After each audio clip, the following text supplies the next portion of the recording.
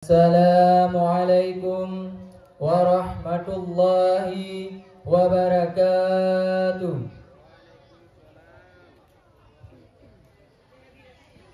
Alhamdulillahi rabbil alamin.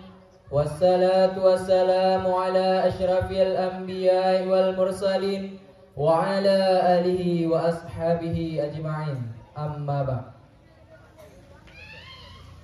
Puji beserta syukur mari kita sama-sama panjatkan kehadiran Allah, yang mana oleh Allah yang telah membuat 7 petala langit, 7 petala bumi beserta isi keduanya.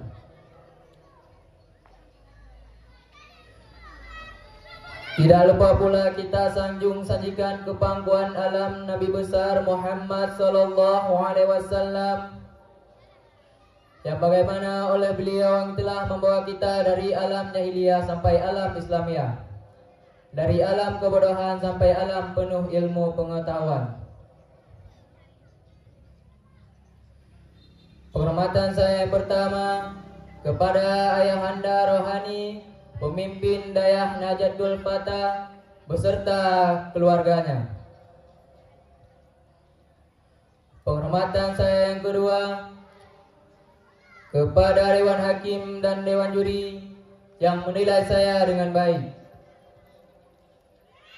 Penghormatan saya yang paling mulia kepada sidang talabah yang dirahmati oleh Allah.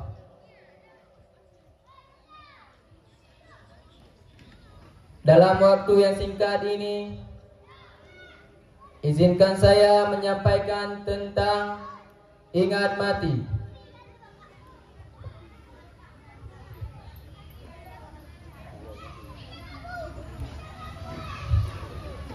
Para jamaah yang dimuliakan oleh Allah Subhanahu wa taala. Allah taala berfirman di dalam Al-Qur'an, Kisah Al-Imran ayat 185.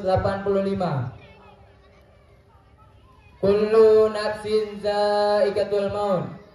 Setiap yang bernyawa pasti akan merasakan kematian. Kita sebagai umat Islam harus banyak-banyak mengingat mati, karena dengan mengingat mati kita akan diampun. Karena dengan mengingat mati dosa-dosa kecil akan diampunkan. Karena kita sebagai umat Islam tidak ada yang tahu kapan kematian akan menjemput kita. Kemanapun kita melangkah, kemanapun kita akan pergi, kita akan berjumpa apa yang namanya dengan kematian.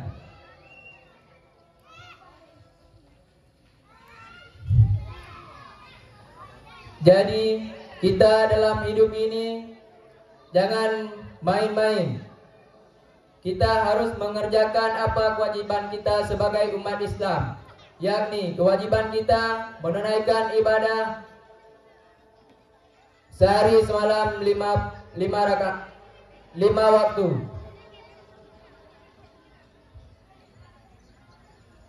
Karena kematian tidak memandang bulu, tidak memandang kita siapa, tidak memandang wajah kita yang ganteng, tidak memandang wajah kita yang cantik.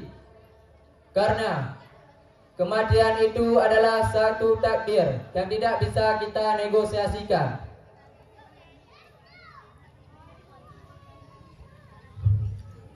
Nabi Muhammad SAW bersabda, banyak-banyaklah mengingat kematian, banyak-banyaklah mengingat penghapus kenikmatan, yakni kematian. Hadis riwayat Tirmizi 2229.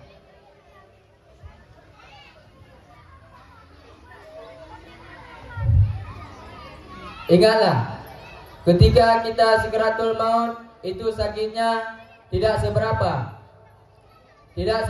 dibandingkan dengan pagar kawat yang terikat dengan silet. Itu belum seberapa sakitnya. Karena sakaratul maut itu sangat sakit. Jangankan kita umat manusia, Nabi Muhammad pun kekasih Allah sakit ketika sakratul maut. Ada sebuah cerita ketika Rasulullah SAW menghadapi sakratul maut, dia mengambil secari kain menaruh di wajahnya karena kondisi beliau pada saat itu sangat parah. Lalu beliau berdoa, "Ya Allah, mudahkanlah aku dalam menghadapi sakratul maut ini."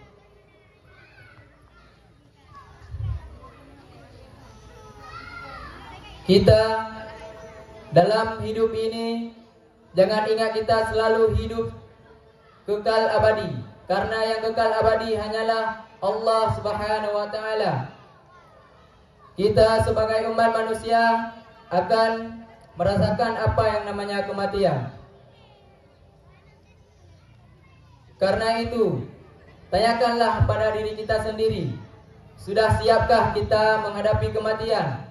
Sudah cukupkah bekal yang kita miliki selama ini? Pantaskah kita bertemu Rabbi kita? Layakkah kita ditempati di dalam surga beserta kemewahan di dalamnya?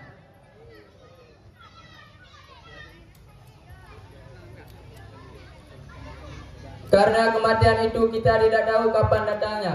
Kita lagi mabuk-mabukan, kita lagi berkendaraan, kita kecelakaan, lagi berjudi, lagi kerjakan apa yang Allah murkakan. Kita akan meninggal apabila waktunya telah sampai.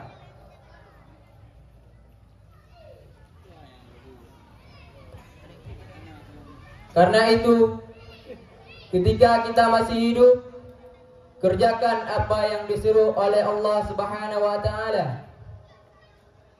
Kalau dunia iya, kita pakai baju mewah, celana mewah, kita naik kendaraan yang mewah-mewah, rumah 5 tingkat. Ketika kita pulang ke alam kubur, yang kita bawa hanyalah kain putih tanpa jahitan. Dan yang kita pulangkan ke dalam kuburan hanyalah 3 perkara. Yang pertama, amalan soleh yang kita kerjakan selama hidup kita. Yang kedua, sedekah jariah. Bagaimana yang dimaksudkan dengan sedekah jariah?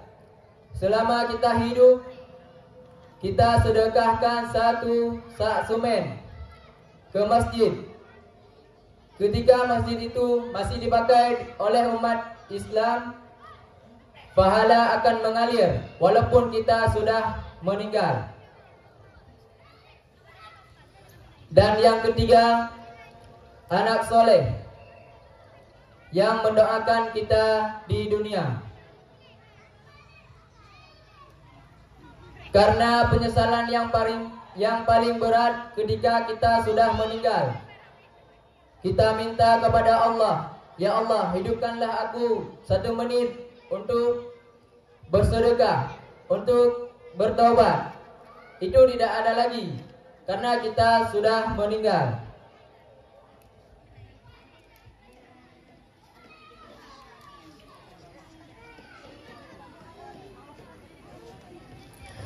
Ketika kita hidup, jangan tinggalkan kewajiban kita.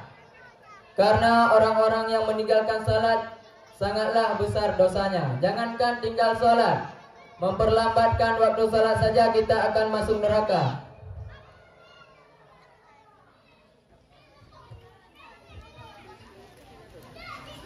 Selama kita hidup, perbanyakkanlah amal-amal soleh. Jangan perbanyak dosa-dosa yang menumpuk.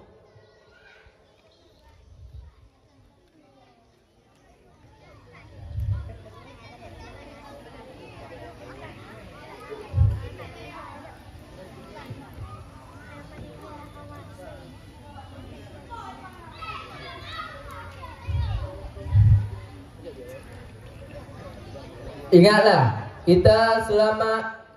kita dalam hidup ini akan berjumpa dengan namanya kematian.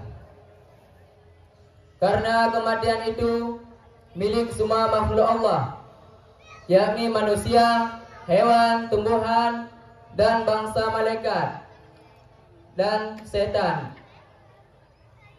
Maka karena itu semua akan berjumpa dengan apa yang namanya kematian. Orang yang dicintai, orang mencintai akan terpisahkan oleh kematian. Harta, benda yang begitu dicintakan di dalam dunia, begitu diagungkan, begitu dibanggakan, itu hanya kesenangan dunia. Karena kita hidup di dunia ini hanyalah mimpi semata.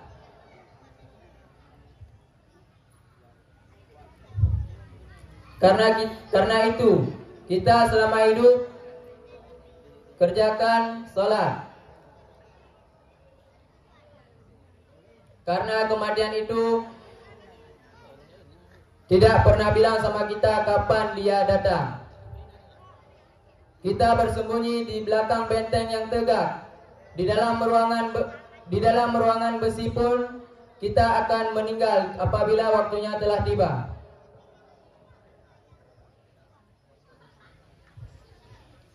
Nanti ketika pulang dari sini, masuk ke dalam kamar, bayangkan saja kalau kita sudah di alam kubur. Kita selimutan dari kepala sampai ujung kaki, matikan kipas. Bayangkan kalau ini kita di dalam kubur. Itu pun belum seberapa. Karena kita di dalam kubur,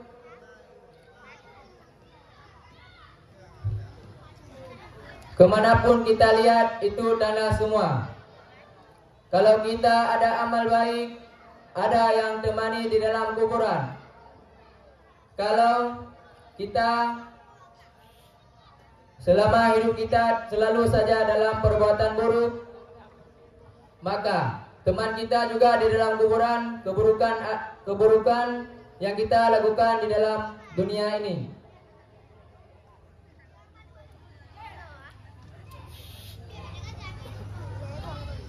Ketika kita meninggal, semuanya akan menangis. Ayah, ibu, istri, anak itu semua akan menangis. Dan kawan kita pula merasa kehilangan ketika kita sudah meninggal.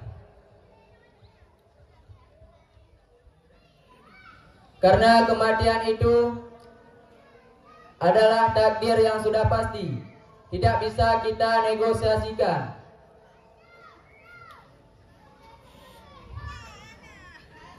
Bagaimanakah orang beriman meninggal? Dalam sebuah hadis Nabi Muhammad SAW bersabda, orang beriman meninggal dengan kening penuh keringat. Hadis riwayat Ahmad 21.886. Para jamaah yang dimuliakan oleh Allah. Jadi yang dapat diambil kesimpulan dari pidato yang sangat singkat ini,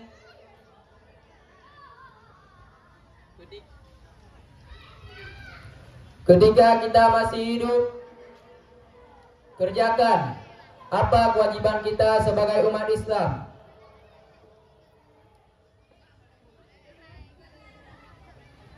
Karena Ali radhiyallahu anhu pula yang berkata, dunia pergi menjauh, akhirat datang mendekat. Karena itu, jadilah kalian anak-anak akhirat, jangan jadi budak-budak dunia.